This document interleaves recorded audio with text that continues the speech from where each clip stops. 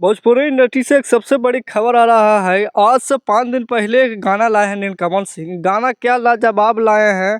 Writer उनको है आशुतोष तिवारी। जब आशुतोष तिवारी का जब गाना लिखा रहता है तो भोजपुरी में कहर मचा देता है। हाँ जी हाँ। जब और जो म्यूजिक दिए हैं टी सीरीज का मालिक जो है एकदम म्यूजिक सेक्शन नंबर 1 पे ट्रेंड कर रहे हैं। अभी कोई नहीं भोजपुरी में टक्कर जो खेसारी पवन जो कहते थे कि 1 नंबर पे रहते हैं, सबके छोड़ते हुए 1 नंबर में अभी टी सीरीज से गाना आया है। एकदम लाजवाब गाना आया है नीलकमल सिंह के।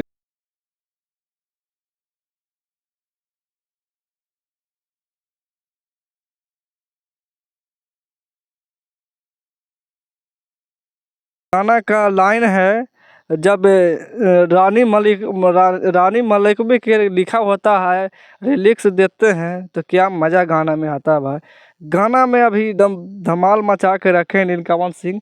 जब एक ही गाना लाते हैं लेकिन स्वस्थ लाते हैं और अश्लील से कोसों दूर चल रहे हैं। अभी यही नाम नहीं हो रहा है कि नीलकमल सिंह का एक बार गाना सुनिए जाकर टी सीरीज पे, और हमारे फेसबुक पेज पे तो सब्सक्राइब कर ले और आप लोग आगे बढ़ाने के काम करिए।